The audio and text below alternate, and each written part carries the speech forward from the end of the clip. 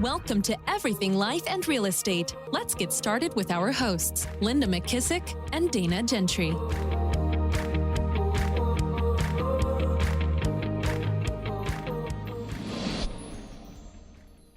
Hi, everyone. Welcome to Everything Life and Real Estate. I'm Linda McKissack. And I'm Dana Gentry. Hey, Dana, how are you? I'm doing good. I forgot to say that, how'd you do with daylight savings time? It's like 8 o'clock and it's not dark yet here. I'm loving it. I know. You know how I did. I totally forgot to get on our podcast at 6 because my clock still said 5:30. So that's how I did. I was behind on most things today. And it's going to be even harder because I'm going to go to the Pacific time zone tomorrow. So that's even 2 hours behind. Do they move? I wonder. I don't think they move. I think everybody moves. Oh, no, you're sure? I don't know.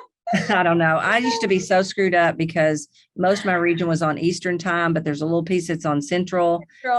And it was just the hardest thing to ever figure out. So I don't know. I don't know. I'm glad I'm not switching time. I can't do time zones normal anyway, much less with a spring forward. So I have no clue. Yeah. Well, anyway, we're just lucky we got getting this podcast done. So yeah, but all good. We had family in. We're starting our spring break, headed to California, San Diego. Gonna get some sun. I'm so ready for some sun. Oh, me too. It cannot come soon enough. Have you ever played? I got to ask you something. Have you ever played pickleball? No.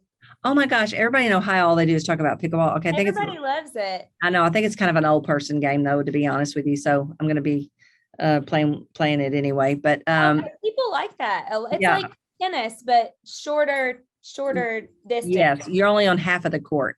Right. So, Press, you've been to my house. So, Press had a half court basketball court, right? Well, we're going to it's still going to be a basketball court, but the goal is going to go up and we're going to make it a pickleball court. Oh, that's because fun. Around here, you have to rent the pickleball courts and they're always booked. Yeah. And you have to, do them for 2 hours. Well, I don't have 2 hours to play pickleball. I have an hour because that's what it would take me to run 4 miles, It's great exercise though. Oh, yeah. I can't wait. So I'm super pumped about that. Oh, that's cool. Yeah. Now his mom, Adam's mom's a big tennis player. And she's in her 70s and she still plays, but they've recently gotten into pickleball because it's not all the running. So like when your knees are bad, you can do pickleball easily. Yeah, it's hard because you don't do an overhand serve. So I took tennis in college, so I always do an overhand serve. You don't do that on pickleball. So that part was hard for me to get out of. But once I kind of got that out of my system, I was okay. Yeah. Cool. So you and I are going to talk about, I always get asked all the time, what books are you reading? Do you do this? Do you read like 3 or 4 at one time? Yes. I do too. Yes, it's bad. Well, I listen to them and I read So I'm going to tell you the books I'm reading, and then you and I are going to talk about the one that we're both reading, which is called Win the Day. But right now I'm rereading, I'm getting coached by Joel Manby, right? Yes. I told you I did that. I'm so excited. I'll tell you about it. And if it's something you think you're interested, you can do the next round. But it's called Love Works. So I'm rereading that because I figured that book. Perfect. So I've already sent him a long email with lots of questions. Oh yeah, I've got mine. Actually, I'm looking at it right here. I love that book. And then I always read books on habits. I'm reading Tony Robbins' new book, Life Force. I almost bought that at Target today. And then I was like, no, I'm already reading 3 books. So I'm just going to wait. Yeah. I'm loving it. I just always love anything. Of course, it's how to live healthier and have more energy and all of those things. So I just started it this morning, so I haven't gotten very far in it, but you and I both have read, and now you're rereading, right? Win the Day. So we're going to talk about that today. And I'm really excited because Joel Manby actually knows James, what's his last name? James Batterson. Mark Batterson. I'm Mark Batterson. Sorry. Yes. And yes. And so I'm excited because I didn't want to ask in my first session with Joel, hey, here's the people I'd like on my podcast. Will you do it? Will Mark? Who else do you know? I decided I'd build a little emotional capital first. Right. And then I'm going to have my long list of great authors that he knows that I want to be on our podcast. One of my goals is to meet Mark Batterson in person. I actually put him on my survey from Exchange last year. You know how they always say, who are people that you'd like to hear? I was like, please get Mark Batterson. Yeah, I bet he will. That'd be awesome. Yeah, he's great. So awesome. So Win the Day.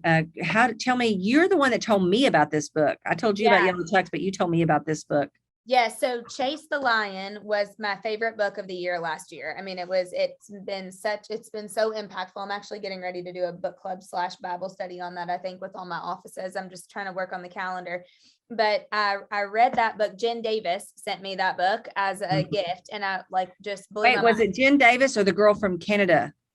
It was Jen Davis that sent me Chase the Lion. Okay, because the girl from Canada sent us Thirst and another book. Yes. The Bob Goff book. Yes. Yes. I can't think of the name of it, which I haven't read that one. I read Thirst, but I haven't read the other one yet. But yeah, Jen Davis sent me Chase the Lion probably 2 years ago. And then I just didn't read it. And then I read it and loved it. And so I loved it so much. I was actually talking to somebody else about it. And they said, well, all of his books are good. And I said, well, I've never read any more. So I got on and looked and found Win the Day, which is 7 daily habits to help you stress less and accomplish more. And so the first time I just listened to it on Audible in the car driving back and forth from South Carolina to Kentucky. And I was like, oh man, this is great. So then I had to get the book. And so then I just finished rereading it because I wanted to make all my notes and do all that stuff. And I love it so much. Awesome. So give me what was one of the key things you wrote down to share today? Yep. So the first one was, it's in the very beginning. It's actually in the introduction. And he talks about so many people are overwhelmed by so many things right now. We're paralyzed by the things that we cannot change, which are the past. And we're crippled by things that we can't control, which is the future. And so he said the solution is as good as a place to start to any. Let go of dead yesterdays and unborn tomorrows. And he basically said, you simply put the focus on inputs rather than outcomes. If yesterday is history and tomorrow is a mystery, then win the day today. And that kind of starts the whole entire book, because he said, when you win today, tomorrow takes care of itself. And if you do that enough days in a row, then you can accomplish anything. And so he talks about doing little daily rituals. And I know you're big on habits, and I have been too. And I'm not a very habitual person, so I have to really work on it. But I've been missing taking my vitamins lately. For before I got COVID, I was obsessed. I never missed a day. Then I got COVID, and then I was like, oh well, I can skip a day or two. And so I've been trying to get back. So I just this afternoon put all my vitamins all out on the countertop in these little things, put each in a little baggie, and did it for the next 14 days so that I can just grab that bag in the morning. Because I'm always in a hurry, I miss the habit, because in the morning I'm like, I got to open this bottle, open this bottle, where yours come in those little things, Yeah. Mm-hmm. So I was like, I'm just going to make those. So I just got all mine together, put them in little bags, and now I'll just grab one out the door and go every morning. But it's simple little things like that, that if you can put them in a daily ritual, then you can win the day. Well, then that ties into one of the first things I wrote down about what he wrote. He put bad habits, make a list of the bad habits that waste time, talent, and treasure, and then identify the good habits that net the highest return. And, I thought about that, and I think about my bad habits, but I never really think about what are the good habits that I have that are just, they're because they're good. I don't really give them credit. And I've been reading so many habit books this year. That's another person we're going to get on this, Charles Duhigg or something. I can't remember which habit book he wrote, but I heard him on a podcast and he gave out his email, and I'm like, buddy, cool. You're going to be on our podcast. But I had never thought about making a list of all the good habits that you already have, because everything is a habit that you do naturally that you don't think about doing. But, because in one of my habits books, I had read that you tie something that's difficult to do next to something that is a natural habit to do. So one of the things, speaking of pills, sometimes my evening ones are hard for me. So I heard, put them beside your bed, because I always take a drink of water before I go to bed. Yeah. Take my watch off and lay it on the charger, and I plug my phone in. So I'm like, okay, those pills could be laying right there at that moment. Yeah, that's what I had to do in the morning. When I was taking them in the morning before I set them right next to my toothbrush, because I knew if I brushed my teeth that I would take my vitamins really fast. But that stuff works. You forget about little things like that make a big difference. Yeah, and I think too, the other part about what the bad habits that waste your time, talents, and treasure, I don't think we identify the consequence of bad habits, or what talents it's wasting or what treasure it's costing. Yeah. So I had never really thought about it like that. I think when it becomes more important than you tend. You know, it's so funny. I've got a new trainer. I think I told you this. I have a new trainer because my girl trainer that I love, that I took to San Diego with me and everything, she couldn't come to my house because she's just so booked. Oh, I didn't know that. Yeah. So I had to switch trainers, and I like this guy and everything, but I mean, he just thinks that he's just going to tell me that stretching is good for me and I'm going to do it. And I keep telling him, it's not that I don't know stretching and rolling is good for me. I do know that. We're just going to have to figure out how. So now here's what we've done. And I just say to him, I said, look, my philosophy is this. If I don't do something that I know is super important, I'm missing a system or a person or something. Yeah. So we have now added a third day when I'm at home. And the third day we do half workout and half rolling. I hate it. I hate it. I hate it. It's so painful. So painful. But I have to tell you, my sleeping at night, my hips aren't aching as bad. Wow. There's so many benefits from it. But I still crack up because it's like, okay, here's another trainer that thinks because he's going to tell me, you know, and here's so funny. You know what I do to stop them from doing that? I start talking about wealth building. And what have you done since I gave you my book? I get on something that I know is not easy for them, so they'll get off of me. They're like, we don't want that. Are you sure that other girl was too booked? That might be why she doesn't want to come to your house anymore. That's true. That's true. No, if they don't bug me, I don't bug them. I mean, if they want to talk about it, I always coach them and help them. But if they don't want to talk about it or they don't want to do it, I don't bug them until they start bugging me to do something that I'm not doing very well. And then I'm going to get after them. Oh gosh, I love it. That's so funny. The next thing I put down in here, let's see it, man, I had so many.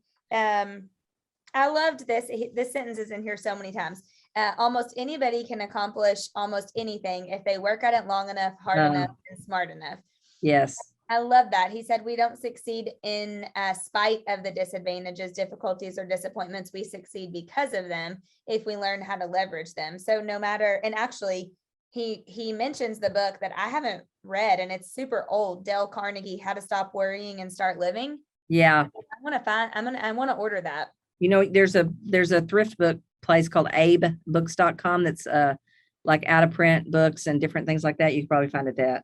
Oh, I've never heard of that. Okay, I'm writing that down right now on here, so I'll make sure I go and do it.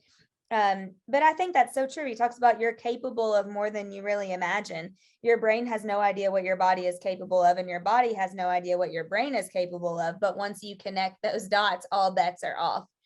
And I just think that that's so great, because I think sometimes we don't realize what we truly can accomplish. And I've been really trying to focus this year on going back and being happy with the things that I have accomplished, instead of just like, you know, on to the next, or worrying about what I still want to accomplish.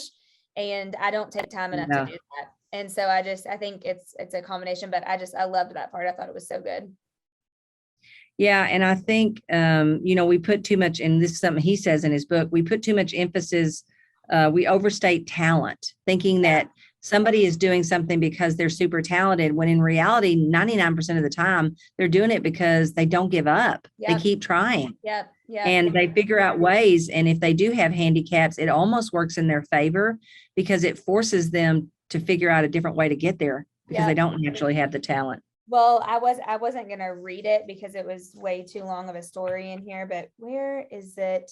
But there was that crazy story about, and I might have told this on the last podcast, I can't remember, but how where is it? Oh, here it is. In 1851, I guess, the 6-man crew won the America's Cup in the 53-mile regatta, like the ship sail or whatever. And they won it for, oh my gosh, how many years? I'm skimming. A bunch. 132 years. Yeah.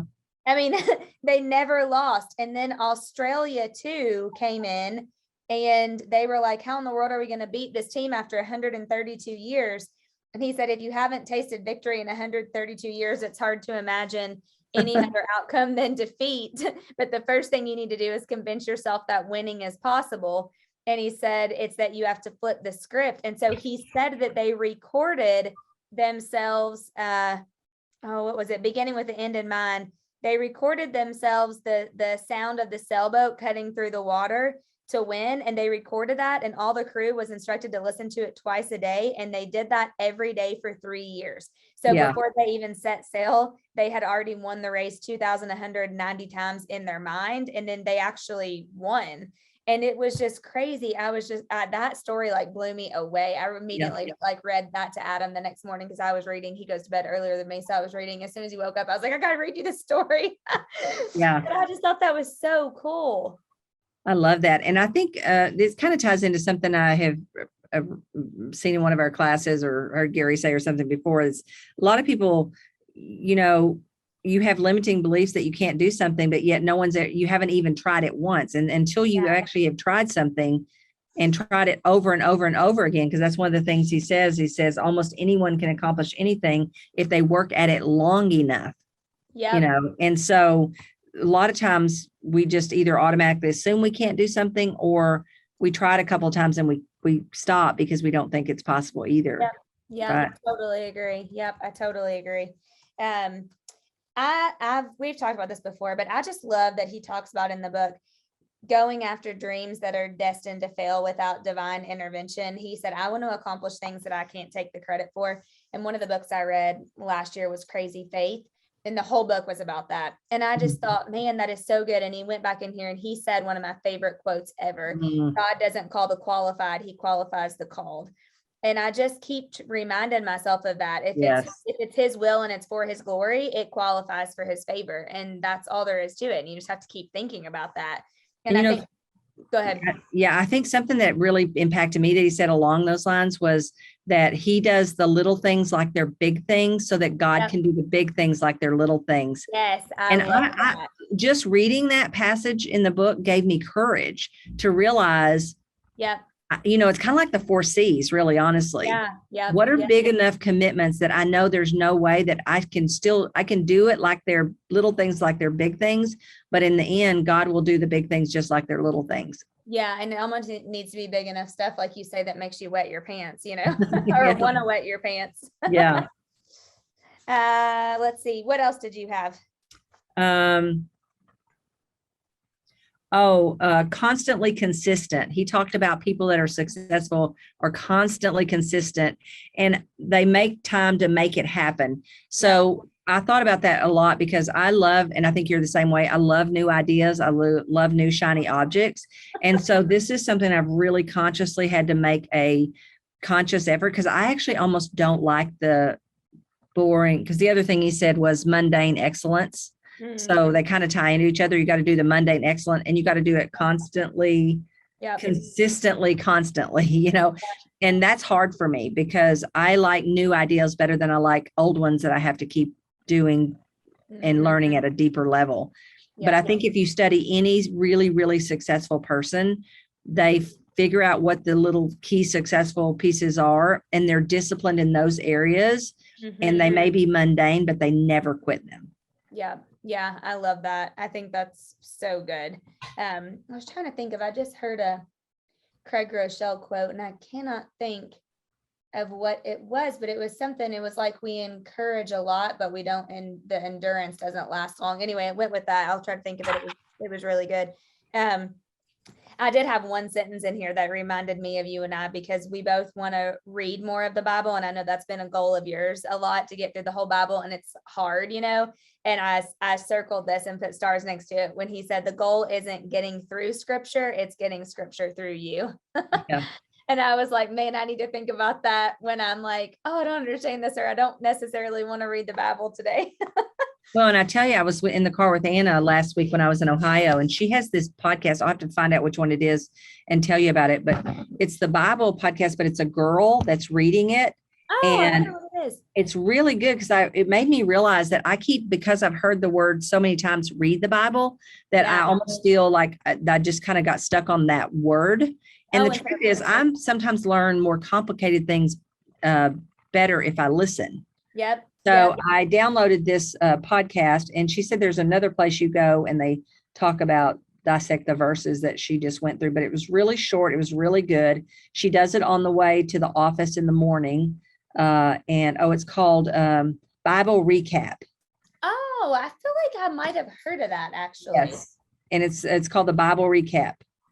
Oh, cool. I'll have to look at that. Yeah, because especially like if you're getting dressed in the morning or you just sitting there, because sometimes I sit there with my coffee and I don't want to turn on the light or anything to read because Jim's still sleeping sometimes. Yeah. And so I have these glasses, of course, that are my, my headphones. So I can turn those on and be listening to that. So I'm going to. Oh, that's a great idea. I'm going to give that one a shot too, because I think I've gotten stuck just thinking about the word read, and read might not be the best method for me. And again, if something's not working that is super important to me, my system is broken, or I need to try something different.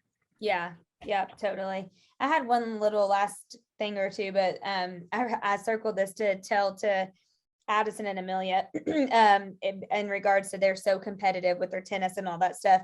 But I like how he talked about well-defined goals. And he said, anything less than 70% effort actually maintains the status quo. You have to attempt things that are just beyond your ability. And he said there is no point at which performance maxes out and additional practice does not lead to further improvement. So he said, in other words, don't stop at 10,000 hours, keep practicing till the day you die. That's what winning the day is all about.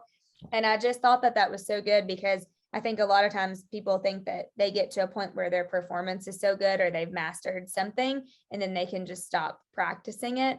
But the reality is that you really can't stop. You should practice until the day that you die, because you just continue to grow. And there's scientific proof behind that. And I just thought that was really cool. Actually, I'm going to go a little bit deeper in that. I wanted to Google one of the guys he talked about in there when he told that story, because I just think that that's good, especially if people are in doing sports or some sort of competition. Yeah, I love that. He did a really cool story. You kind of remember the one about the kite. He talks about don't underestimate the little bitty steps, because they could be actually leading to some big breakthrough or big thing. And he tells the story about, I guess they were trying to get something across. I guess there was no bridge from Canada to the US or something like that. Yeah. I probably got that botched up. But anyway, I can't remember where that was. Some 15-year-old kid comes and they gave this contest, and when the winner got $10. It was nothing big. But what they did is finally they tried rockets, they tried everything to get something across. And this little boy started with a kite, and it broke, and he had to go back. It took him so many days to go back and get the broken kite and put it back together. But eventually they realized that if they put that one little kite string across, then eventually they put a bigger piece with the kite and a bigger piece. And eventually that's how they got something started for the bridge. That was pretty cool. That. And what he was saying in that is, we tend to only look for the big things instead of realizing that sometimes our little bitty steps is moving us monumentally towards something that we want. And we're not happy because it's not a big step. Yeah, I think that's great. He's got the best stories. I'm like, where does he find all these stories? Yeah. I love them. I mean, on like every other page I've written, good story, great story. Yeah. Every one of his was a story. Oh my gosh. So good. The last there were so many, I could keep going on and on, but the last one that I think was huge for me was, and just to continue to remind myself of this, he said, two people can encounter the same obstacle. They could have a difficult diagnosis, a bitter divorce, or even the death of a loved one. Yet the outcome on the other side could be very different. One person owns his or her pain while the other person is owned by it. One person becomes better while the other person becomes bitter. And I thought, man, that is so good to think about, especially just even with little things. I mean, those things, a diagnosis, a divorce, a death, I mean, those are huge things. But even with little things, like, are you letting something make you better, or are you letting it make you bitter? And I just think, like, I wrote that on a little sticky note and put it on my book that I write in every day, because I just thought, I feel like I'm not a very bitter person. But when I was thinking about that, I was thinking, well, there's might be some instances where I'm not letting it make me better. I'm actually getting mad. You know what I mean? And I just thought that was just such a great reminder. He just said, even if you go through pain, you just have to come to terms with it and ask yourself how it can make you better instead of bitter. Yeah, I think this was a different place, but he talked about how we don't know. And he went back to the Bible several times and explained situations where the people in the Bible had no idea that their story, their pain, or their whatever was actually for a bigger purpose later, for generations down the road. And so I think that really made me realize that there's such a much bigger picture that I can't let anything bad or whatever that happens feel like it's, put that much emphasis in it, because it could be, and I said this when Andrew was dying, when my son-in-law was dying. Jimmy was really struggling. He really struggled. And he just, he's kind of thinking, why would God let this happen and stuff like that. And I said, Jimmy, you and I don't know that this isn't happening so that Ellie grows up someday and puts her mind to finding a cure for cancer. Yeah. I said that before I'd even read his book, but he explains that so well. He tells 2 or 3 stories where you don't realize it at the time, but this Bible story that was going on really opened something up way on later down in history because of the something that happened. That made me realize that I need to think in such bigger terms of just, my measly little blink of an eye that I'm here, think more generationally. Well, that was probably one of my favorite parts of the book. I think it was trying to find it. It was the Elon Musk story. That's right. His grandparents. That was it. I love that story. I remember they flew all the way to wherever, and they were the only people that had ever done it by themselves. And then they kept doing it over and over. And where is it? And he said, you may not recognize their name, but you would recognize, here it is. Yeah. His Joshua and Winifred Haldeman, and they ended up doing they flew around the world before anyone else. They shipped they took apart in 1948 their single engine plane, packed it into crates and shipped it to South Africa. And then they reassembled it when they got there themselves. And then 4 years later, they took a 30,000-mile round trip flight from Africa to Australia and back. They're believed to be the only private pilots to have ever made the flight in a single engine airplane. There's like no comparison to what they did, basically. And they go on to tell the story. And then he said, few people have heard of the Haldermans, but I bet you've heard of their grandson, Elon Musk. And it goes on to say throughout his childhood, he noted one of his biographers. He heard many stories about his grandfather's adventures and sat through countless slideshows that documented his travels. And those stories were the shoulders that he stood on. And yes. I thought that was the coolest thing. I'm like, man, we don't even think about that. We just think about the today, the now. And, because of that, remembering that story in the book, when I was running with my girlfriends this morning, we went out for our run. And I said, look, if any of you guys are lucky enough to have an elderly grandparent or parent still alive, please get them on video and tell their history and their story. Because I realized that had he not been hearing their story, that might not have inspired him to do what he's doing now. Yeah, I totally agree. I wish so badly that I would have done that. Like I loved when you, didn't you get Betty cooking on? Yeah, the chicken dressing. Yeah. And I'm so sad I didn't get Jim's mom, because she had this cutest little giggle, and it would have been such a treasure for our kids but you just don't realize how important that stuff is until you get older. I wish I had realized it a lot sooner, but you're just going through life so fast.